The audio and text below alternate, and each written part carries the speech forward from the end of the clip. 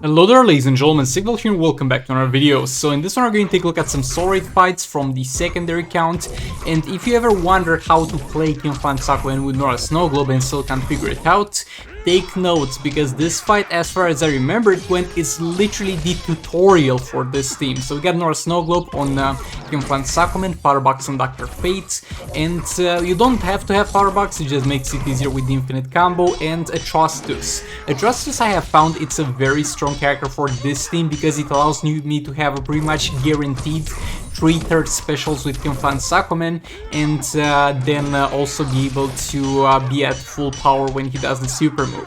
So over here I could have set with King and kept comboing chopping him, and I think that would have been a little bit more optimal because at this point we don't want to power drain him, we just want him to never use specials until he has super moves. So we get the clone to get tagged in, damaged by the super move, and the enemy doesn't have any energy to use any other specials, and we're gonna do that by combo interruption in the corner. This is kind of the harder way to do it. The easiest way to do it is to just keep him pinned with the Dr. Fate infinite combo, but at that point you kind of have to hope that Atrocitus doesn't do that power drain debuff when you're tagging King, but even so you can tag King into a swipe right, 3 hits into a special 1, and at that point he should have generated enough power to use a super move on you. Now I got the first clone, we're going to push him to the corner. Combo interrupt in Bane is an easy character, combo interrupt. We're gonna keep him in this corner until we're done with all the third specials of the clone. We got one out of the way and now we're doing the second one. There we go, percentage hull damage. Keep at it, keep him in the corner. And now we just have to combo interrupt him, keep combo interrupting him. If you can't combo interrupt, then learn how to. If you haven't learned how to combo interrupt, then you can just spam backwards while holding block. Spam backwards while holding block, and the enemy most scenarios will just sit in the right corner and not do anything to you. But and you can gap close when you have a special, but combo interrupting is so much more optimal. We're done with the first clone. We're gonna get the second clone tagged in. The way you want to get the second clone tagged in so you make sure it doesn't get damaged is for Kim Fan Sakuen to die to a special that you're blocking, because if you're blocking the special, even if you would in theory get killed in the middle of the special, you will not get killed until the last instance of damage is applied. If you don't block the special, then the clone might get damaged by the other parts of the special, because maybe it's not finished. Depends on the animation, but you want to block it for the most part. Now we get him back in the corner, and it's just gonna be combo interrupting into third specials. The same was with the other clone. And after you're done with that, you're going to tag Kim Fan Sakuen back in there again and see whatever damage you can do. When there's very little time left in the fight, I want to just do a super move because that's the highest damaging thing I can do. And yeah, that's about it. This is perfect Kim Fan Sakuen Nora Snowglobe results. Doesn't get better than this. I mean, it does in terms of damage if the fight has higher health, because it depends on the target's health, and it does in terms of you can do the clone thing a little bit faster so that you have a little bit more time at the end to do some damage with Kim Fan Sakuen, but that doesn't matter really. In the grand scheme of things, it's gonna be like 3 to 5% more damage. It just doesn't matter. Over there we get a little bit played by Atrocitus, since he did too good of a job, and I maybe tagged in and out a few more times than I should have. But yeah, next up we're gonna have the Batman Ninja team, and I was not really expecting this team to do as much damage as it did over here. This is Dark Malkar's Pet Ninja Catwoman. Now it's a good time to talk about the passive stats that we have here, because in Rise of Krypton, even though it's the secondary account, we have some stats in there. We have a level 5 LexCorp Warsuit and a level 4 Kryptonite Spear, so that's gonna be some passive stats. Also level 4 Dark Melkars, that's gonna be on Batman Ninja Catwoman, and her build is made so that when I equip that, she's gonna have 500% crit damage. So all those things combined are gonna make her deal a lot of damage, and she did far more than I expected. I was expecting far less, also because of the class disadvantage, being agility and hitting into might. But yet again, those things very rarely matter, and usually it matters for teams that have double sorts of damage, like a Beta Club equipped, or the League of Anarchy doing their dot damage. When I just play Ninja Catwoman like this with Dark Melkars, it doesn't really matter. And we got actually quite close to killing him. I was not expecting to get this close, but sadly it was not enough. But nevertheless, I'm pleasantly impressed by the Bat Ninja team performance here. And Yeah, moving on to the next fight. If you missed the last part in terms of how much damage the Bad Ninja team did, I actually don't know. I also missed it. That was too fast of a cut, but it's too late to go back and change that now. Moving on to the next fight, you might notice something different here. This is not the usual combo builder for Sir Banshee. This is Multiverse Flash. What is he doing here? Well, we need Reverse Flash for another team that we're gonna see later in the video.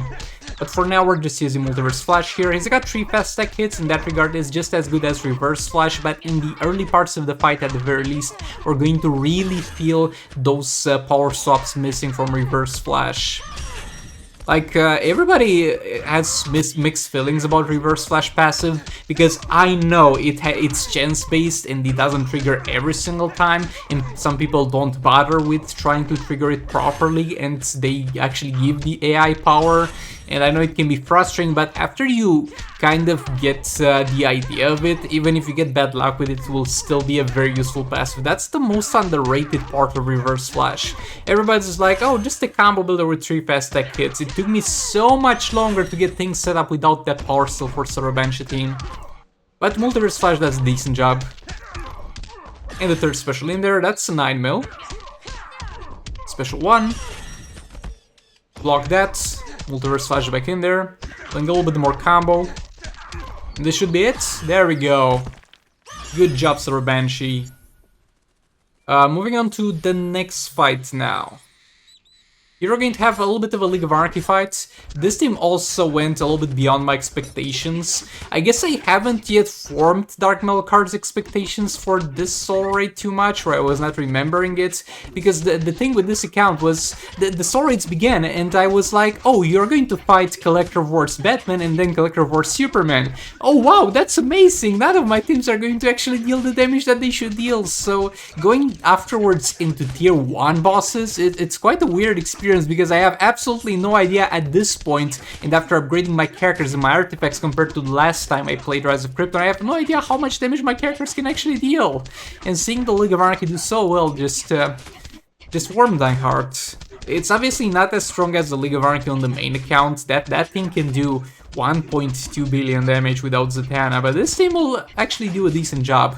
And in future fights, I'm most likely going to use them exclusively with Zatanna, because she just brings the best performance to them. But for now, they are going to solve this, and they killed him with a ton of time left, actually. Might have been even able to one-shot it. Here we have Collector plus Raven. Why am I using this team? No reason, they were just available. I knew for a fact what I needed to use in the next team, and I was going to either use Justice League Raven or Collector Raven, but without Brainiac because we need him for another team. We messed up a bit at the start here. I was trying to vibe check and see how much damage Flash was taking, because I was like, oh, we might trigger a passive from Collector by getting Flash a little bit damaged, but that's not gonna be the case. Mainly because this man deals no damage, that Flash has no gears, but it doesn't matter, he takes no damage. We're even gonna tank super move, so yeah, that was a hopeless endeavor from the start. But yeah, 5 Darkness Tech, special 1. And I previously used this team only with Brainiac plus Raven plus Collector, and now I'm using it with Raven plus Collector, and to be fair, it's a little bit of a weird situation. The damage that we're dealing here, it's to an extent literally half the damage that we were dealing if adding Brainiac in the mix. But at the same time, we also have double the time that we had while using Brainiac to actually deal damage. So overall, I think it's kind of the same situation, it's only without having to use Brainiac, so that's fine. Again, I most likely it was not the most optimal thing to use at this team here, but it was fine. We lost Darkness there. It was a little bit my fault, but it was also the unfortunate timing of the super move, which extended our need to stay in the fight. But that's fine, we're gonna restack it. I'm sad we didn't get the absolute peak performance out of this, so we can see how far this situates in terms of damage. The artifacts are the same for every single team in this video, basically, except for the King team where it had North Snow Globe. So it's gonna be yet again level 4 Dark Metal cards, level 5 Lex Core Suit, and level 4 Kryptonite Spear. Not a special one there, Power Stealing. Raven back in there, Reset Darkness. Something that I found when I played Zatanna is that it's so great to not have to refresh the darkness. I mean, Zatanna's buff is far weaker than Raven, don't mistake that. Raven's buff is the real deal. But with Zatanna, it's so convenient that you just get all the buffs out of the way and then you never have to tag in that character unless you want to. Our third special in there.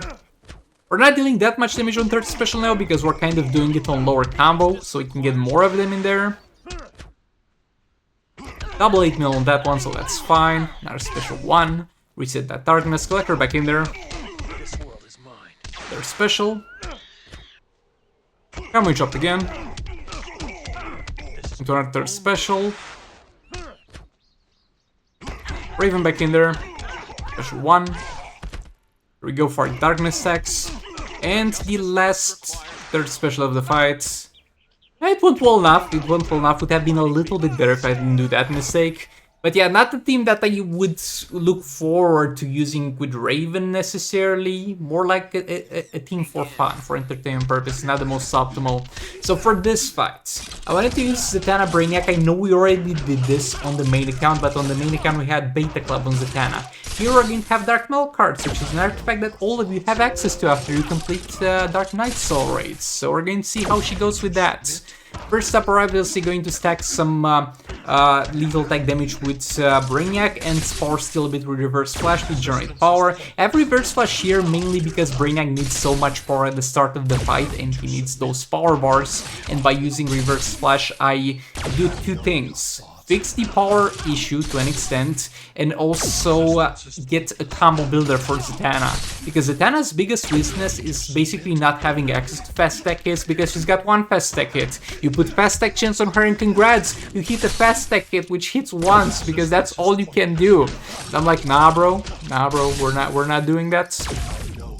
Reverse Flash failing to steal power here pretty badly, not gonna lie. I just said, oh, he's so good, so underrated with the power steal, but he failed me 2 times there when I actually needed that power. But it's fine, the fact that he did the first power steal itself is huge. Now Zatanna in here, I'm gonna spam.